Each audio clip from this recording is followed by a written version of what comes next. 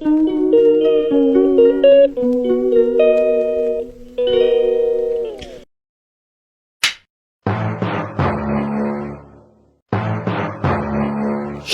tonton, mari kita baca basmalah dan tonton sampai habis. Selamat. Semoga yang menonton video ini dipanjangkan umurnya dan dimurahkan rezekinya. Amin ya robbal alamin. Bismillahirrahmanirrahim. Assalamualaikum warahmatullahi wabarakatuh. Waalaikumsalam warahmatullahi wabarakatuh. Alhamdulillahi rabbil alamin wa bihi nasta'inu ala umuri dunya wa din wa la hawla wa la quwata illa billahil aliyil azim. Qala Allah ta'ala fi kitabihil karim wa anzalna a'udzu billahi minasyaitonir rajim. Bismillahirrahmanirrahim.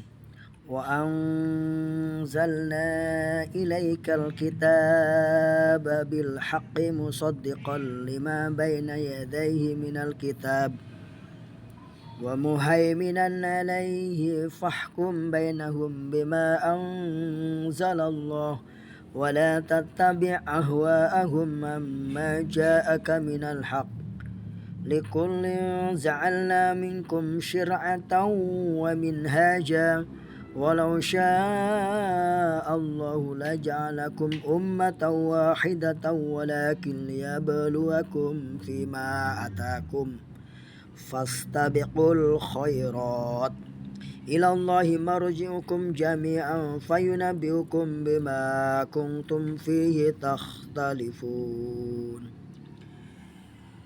Sadaqallahul azim.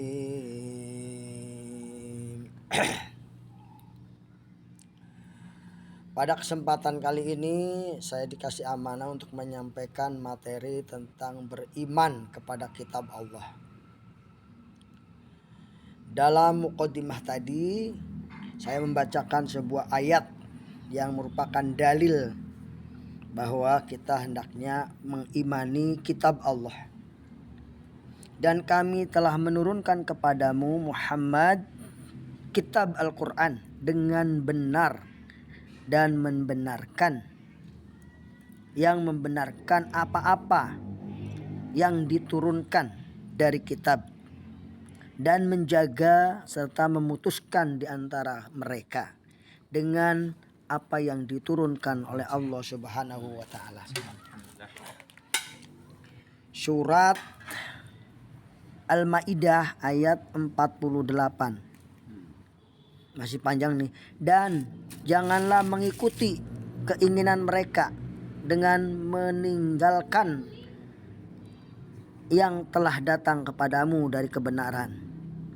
Untuk setiap umat di antara kamu kami berikan syir'atan wa minhajan, yaitu aturan dan jalan yang terang. Kalau Allah menghendaki, niscaya Allah akan menjadikan satu umat saja gitu. Tetapi Allah menguji kamu dengan apa-apa yang Allah berikan supaya kamu bisa berlomba dengan berbuat baik. Dan kepada Allah kamu kembali semuanya, dan akan diberitahukan kepadamu tentang apa-apa yang dulu kamu perselisihkan. Dalam ayat lain, misalnya dalam surah Al-Baqarah ayat 2. Dzalikal kitabu la raiba fihi hudal lil muttaqin alladzina yu'minuna bil ghaibi wa yuqimunas sholata wa mimma razaqnahum yunfiqun. Dalam ayat 2 tadi menjelaskan tentang ciri-ciri orang yang bertakwa adalah beriman kepada kitab. Nah, materi ini bertujuan yaitu pertama karakter kitab yang diturunkan oleh Allah. Kemudian macam-macam wahyu dan cara menyampaikannya. Kalau kita bandingkan kitab Allah dengan kitab yang lainnya buatan manusia, kita pernah mendapatkan materi ya perbandingan itu. Misalnya kalau wahyu Allah, Al-Quran itu yang ngarang atau yang menurunkan langsung Allah.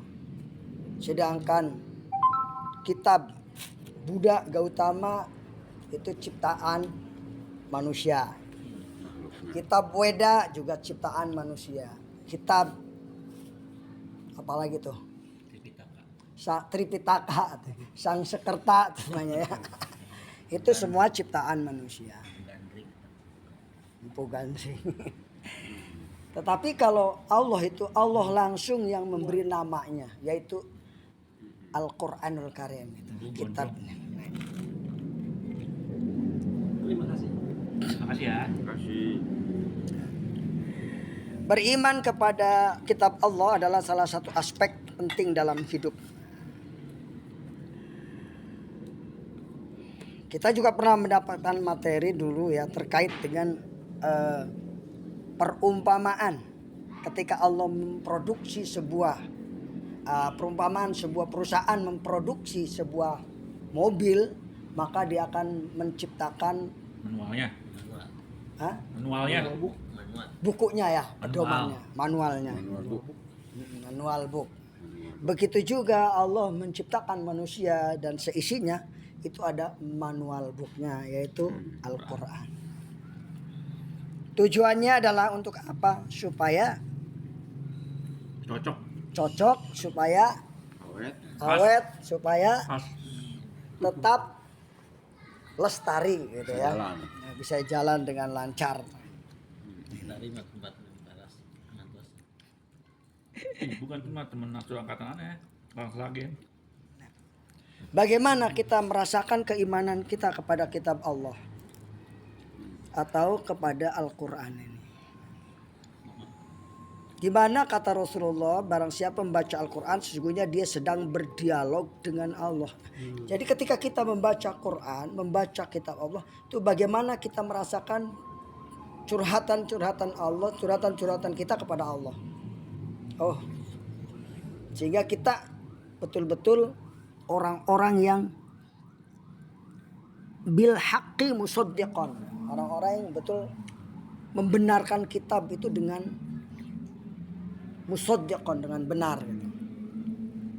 Ya, kalau Abu Bakar As-Siddiq dikisahkan ketika mendengar ayat tentang neraka di dalam ayat Al-Quran, maka Abu Bakar mengeluarkan air matanya, menangis. Saking lembutnya dia memahami ayat Allah tadi. Jadi Al-Quran yang kita baca hendaknya mempengaruhi pola pikir, pola sikap, dan pola kehidupan kita. Kalau Al-Quran yang kita baca belum bisa mempengaruhi kehidupan kita, berarti kita belum bisa merasakan keimanan kepada Alkitab tadi. Keimanan kepada Al-Quran.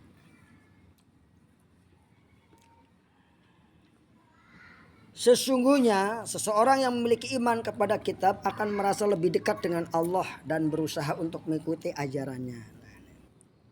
Materi kemarin baru sekali, cara tercepat untuk zikrullah adalah baca Quran. Jadi buku ya Pak. Cara tertepat katanya untuk mengingat Allah adalah tilawatul Quran. Materi Odoj kemarin. Gitu. Jadi cara tercepat untuk kita ingat Allah adalah baca Quran. Kemudian yang kedua baca selawat. Cara tercepat.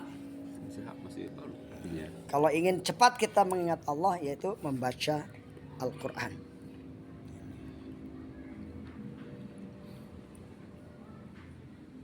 Itu kayaknya tujuan pertama sudah tercapai ya. Bagaimana kita menjadikan Alkitab, Al-Quran sebagai pedoman kehidupan kita. Way of life ya. Way of life. Iya, kehidupan kita. Bagaimana Al-Quran itu dijadikan sebagai solusi dalam kehidupan kita. Sekarang karakteristik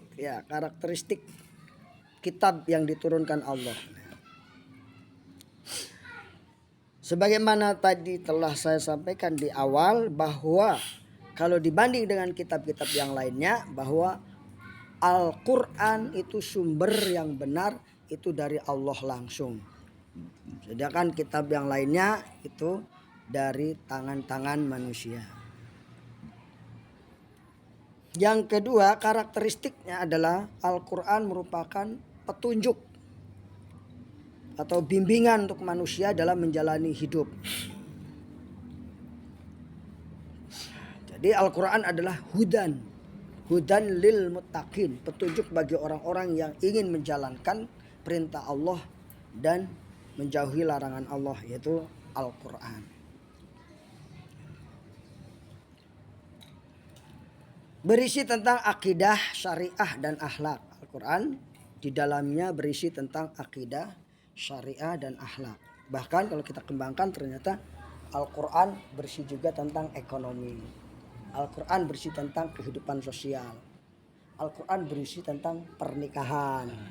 Al-Quran berisi tentang bagaimana mendidik anak. Al-Quran berisi tentang bagaimana kesabaran, bagaimana menghadapi musibah. Jadi Al-Quran ini memang betul-betul lengkap ya di dalamnya. Kalau kita bilang ideologi, sosial, politik, budaya itu ada dalam Al-Quran sebagai rambu-rambu kehidupan kita. Koleksas bun. Wah, itu betul. Yang ketiga, macam-macam wahyu tadi ya. Sekarang adalah cara-cara menurunkan wahyu atau yang macam-macamnya. Pertama, Allah Subhanahu wa taala menyampaikan pesan kepada Nabi Muhammad atau kepada rasul-rasul yang lainnya, yaitu melalui macam-macam wahyu. Yang pertama adalah melalui mimpi. Rasulullah mimpi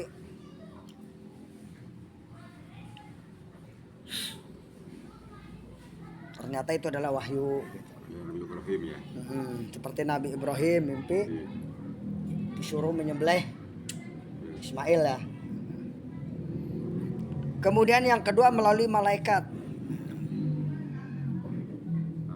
Langsung. Ini seperti kisah turunnya surat Al-Alaq ya.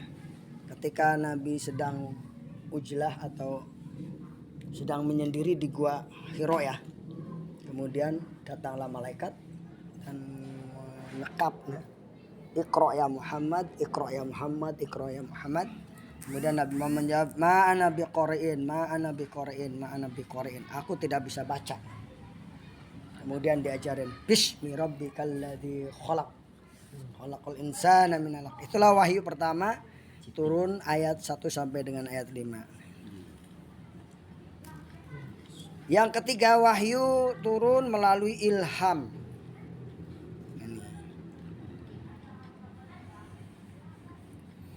Cara menyampaikan wahyu Allah langsung dari Allah kepada Nabi atau Rasul. Ada yang langsung ya ke hatinya, ke hati Rasulullah. Ada juga yang melalui perantaraan malaikat. Itu cara menyampaikan wahyu. Dalil-dalil yang menguatkan kita agar beriman kepada Allah tadi surat Al-Baqarah ayat 2 sampai ayat 3. Bahwa tidak ada keraguan Al-Quran bagi orang-orang yang bertakwa. Kemudian surah Al-Baqarah ayat 4. Dan orang-orang beriman kepada Al-Quran yang diturunkan kepadamu, kitab-kitab yang diturunkan sebelummu, serta mereka yakin akan adanya kehidupan akhirat. Surat Al-Maidah yang tadi saya baca ini, surat Al-Maidah ayat 48, kemudian surat An-Nisa. Nah, ayat-ayat yang ada dalam Al-Quran tadi menunjukkan bahwa pentingnya beriman kepada kitab Allah dan menekankan bahwa Al-Quran adalah kitab yang diturunkan untuk memandu kehidupan kita sebagai hamba Allah. Wallahu a'lam bishawab. Wabillahi taufiq wal hidayah. Wassalamualaikum warahmatullahi wabarakatuh. Semoga bermanfaat. Amin ya rabbal alamin.